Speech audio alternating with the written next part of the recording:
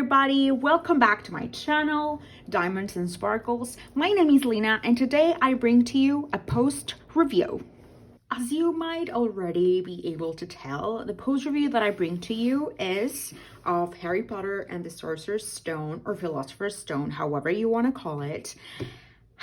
And yeah, I just, look at that detail. Oh my god, I look at it, and every time that I look at it, I just cannot believe that this is all made of like tiny pixels, because while you're working on it and you're really close on the image, you think, like, for example, all the faces, they have a lot of orange, and you say like, what is it with all of this orange and all of that? It's not making much sense. But then you step away and you look at the detail, the amount of detail everything has, and it just blows my mind. And you know, there's a thing that I just noticed. The scar.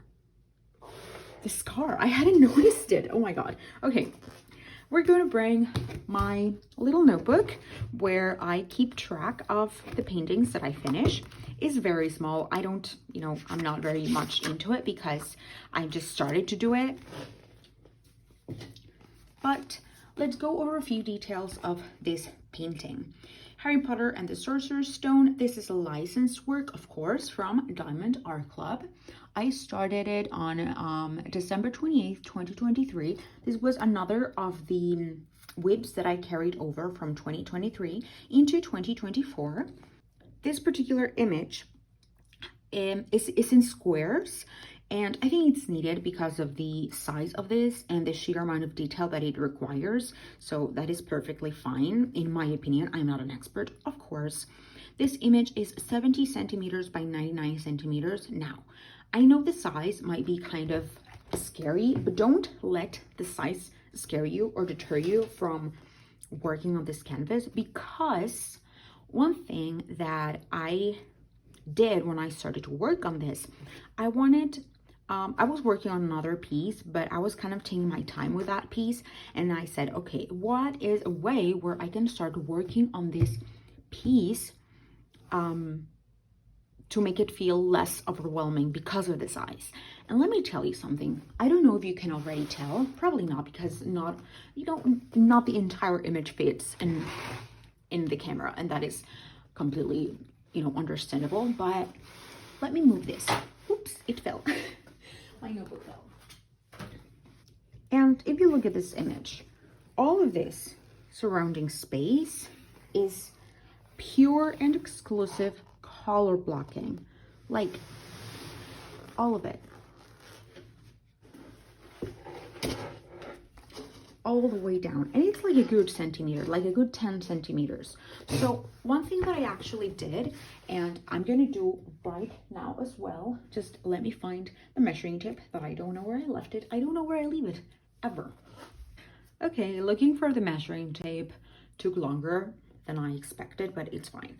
My point was that even though this image is 70 centimeters by 99 centimeters, if you just take into consideration like where the actual image is, and you take out all of the color blocking, that of course is going to take you some time, but it's color blocking, it goes faster. At least for me, it goes faster.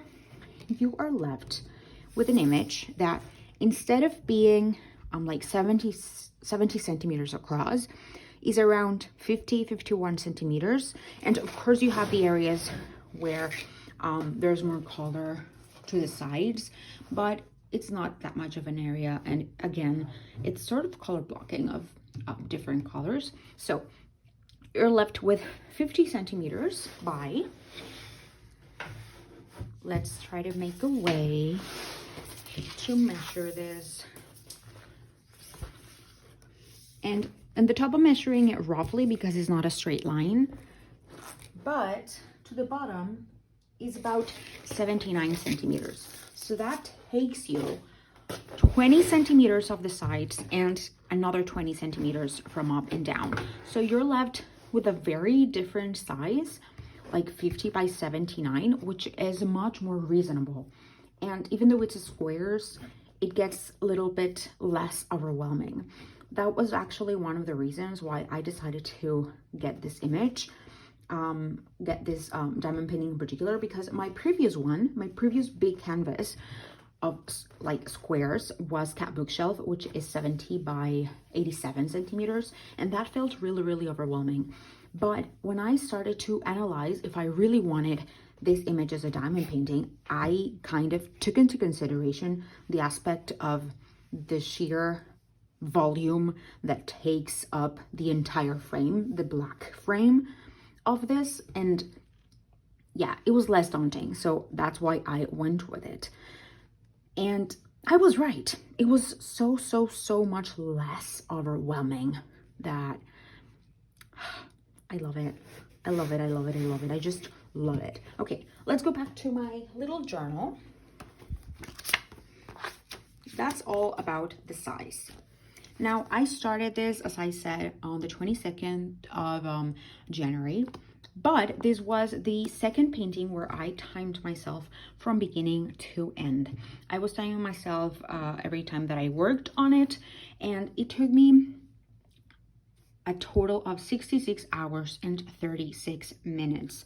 Now, when I say that, and you know that even it took me like 3 weeks to finish it, when I take this number and divide it by 4 or 4.5, that is the average amount of time that I spend diamond painting every day. That is about 16 days, which takes an entire week off of these 3 weeks. So if I was continually working only on this piece and for an average of 4 or 4.5 hours every day, I would have finished it in 2 weeks, which is really interesting. That's something that that's one of the reasons why I want to keep tracking my time, because you know, sometimes we can start a piece and say, oh, but it's gonna take me so long, or this took me this amount of time. But then when you say like, okay, I paint for this amount of hours, and in this canvas I worked for this amount of hours, I actually, even it took me, I don't know, 3 months to finish it, it really took me, I don't know, let's say 3 weeks or 1 month. Maybe you were working on something else, or maybe you were, there were a few days where you didn't diamond paint or something. It works in my brain, and it is for my brain. It doesn't have to adjust to anybody's brain but mine, and that's a statistic that I like to keep going. Other thing to look at, and that I'm starting to put down, is the amount of drills. This number, if it's a Diamond Art Club, I'm gonna trust Diamond Art Club. I really don't want to be counting all of the diamonds because it's really confusing and my brain gets kind of jumbled up. But yeah, it has 108,584 drills. This is also a number that I want to see the total amount of diamonds that I place by the end of the year. I think it's going to be really exciting. Some of the things that I am starting to track are little details about the canvas in general that I just want to share my experience on. It doesn't mean that you're gonna have the same experience, but this is just my point of view. One of it is that while I was kitting up, it had like minimum static, like almost no static at all.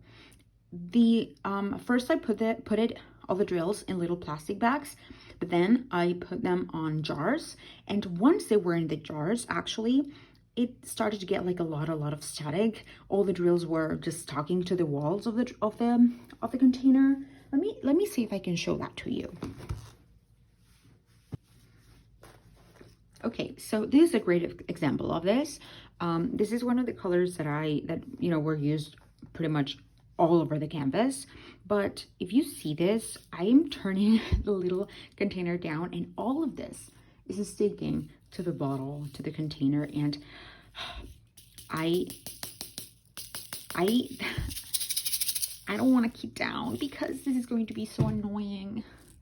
But you know, it is what it is. As I said, while I was kitting up, no static at all, like very minimal. But while I was working, tons of static. I'm gonna put them in the freezer. I saw somewhere that putting them in the freezer took the static away, but I might try that. I don't know, really.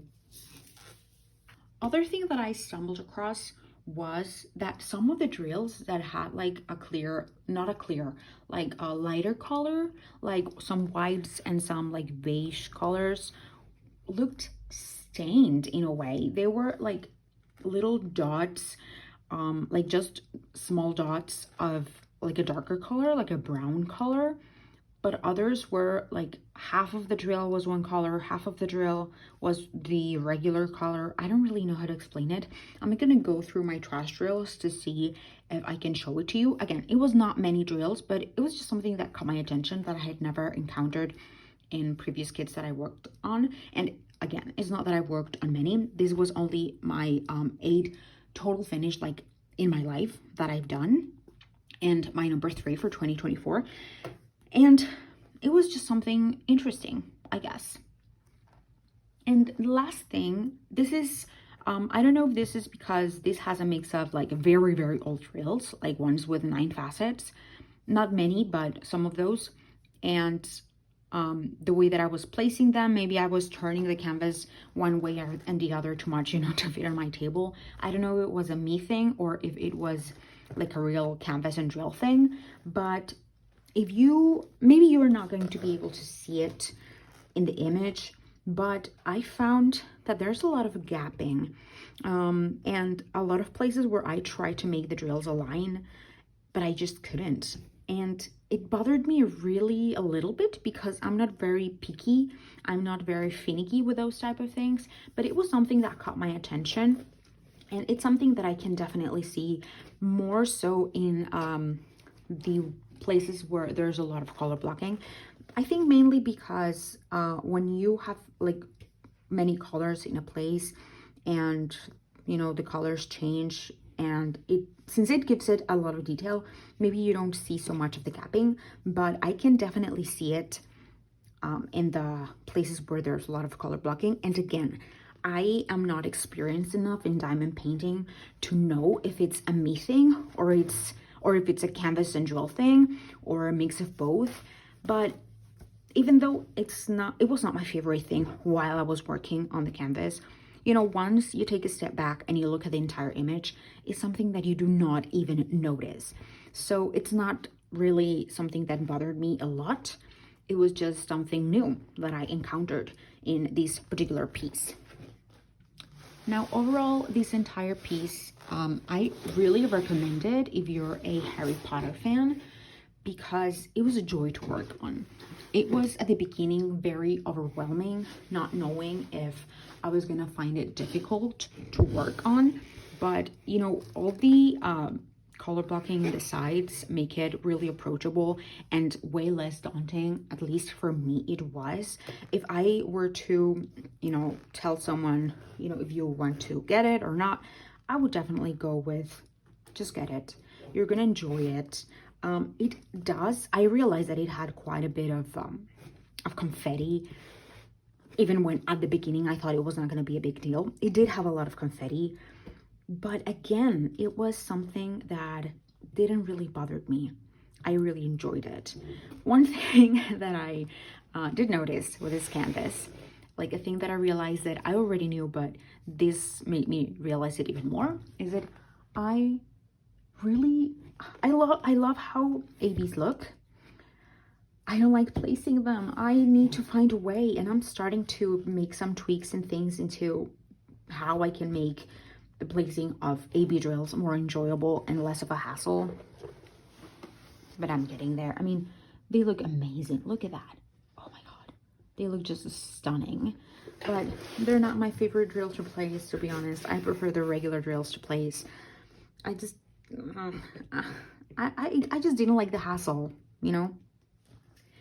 Another thing that I realized while I work on this canvas in particular, well, again, I don't know if it's something that is just a me thing or it's something that comes from the fact that I worked on 2 canvases that were large, very close one to the other.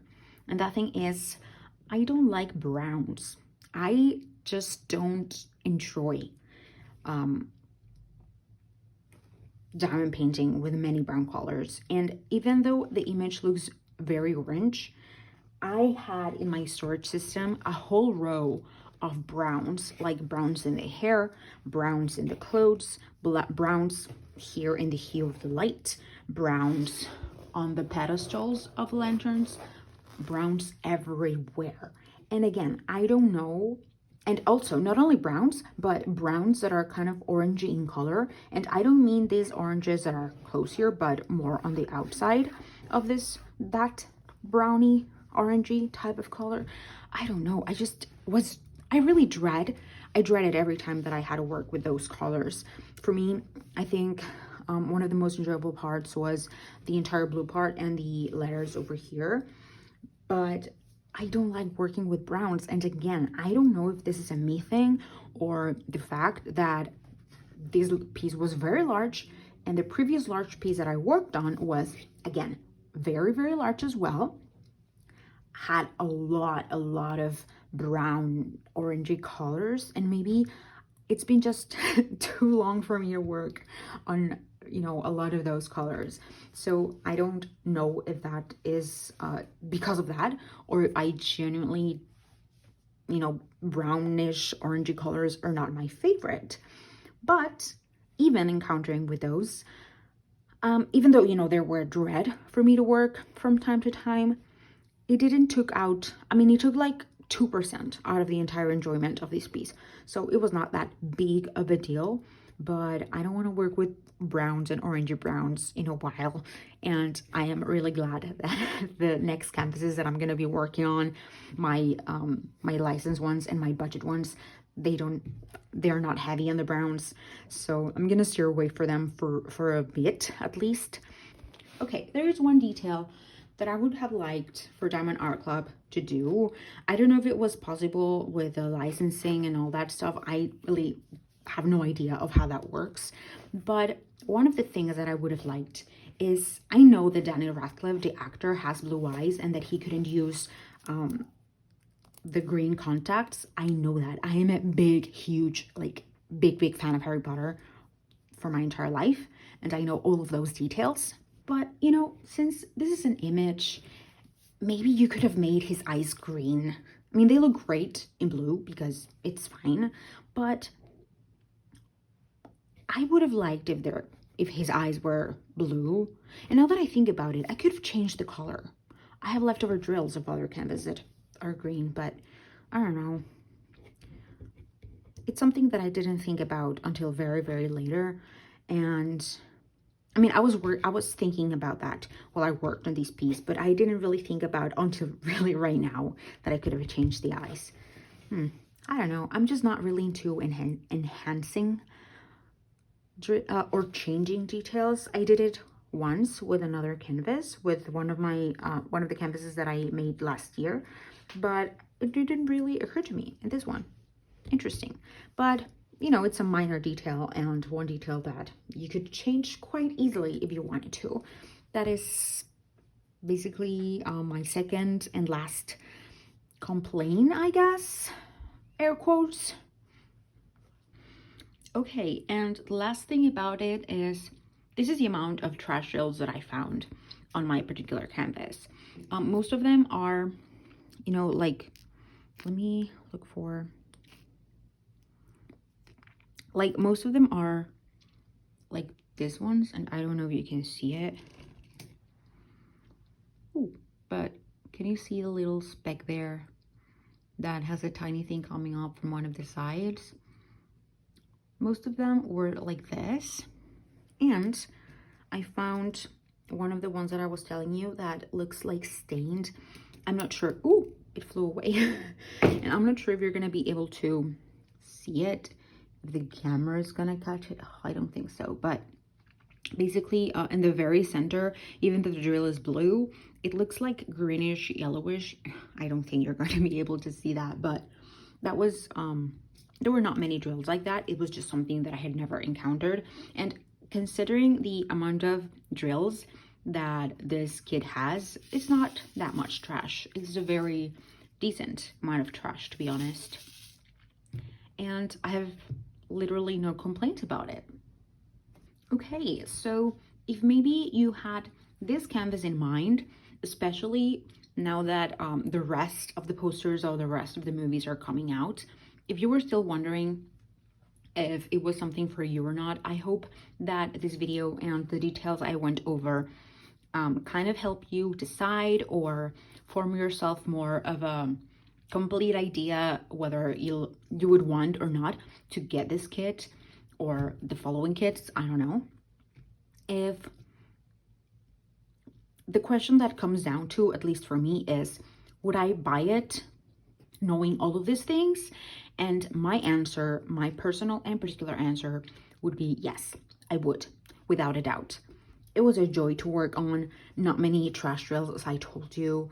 The little things that I didn't really like, most of them were my personal quirks and stuff that, you know, personal preference. And yeah, honestly, this is made for a Harry Potter fan, and I am one at that. And if, you know, if you need more of an insurance of how much I am a fan of Harry Potter, Harry Potter was the reason I learned English the way I know English right now. I knew some English because of school, but it was never something that I pursued or that I was interested in. But once I saw that one of the books was not going to be released in Spanish for a while, or at least I didn't have the means to get it, and the only available copy that I had was from my cousin, which was in English, I decided that I wanted to see how, yeah, basically Harry Potter is the reason that I understand it and read it and speak it. And actually, for quite a while, my accent went more to the British route instead of the, you know, American accent. That is a story for another day. But yeah, if you're a Potterhead, just get it. That's it. Thank you so much for watching. I hope you enjoyed this video. If you would like to see more videos from me involving all about diamond painting, please make sure to follow and like. And if you would like to leave a comment down below of something that you agree, disagree, or any other you know, question or thing that you would like to say, go ahead. The comments are open for all of you, and thank you so much for watching. Goodbye.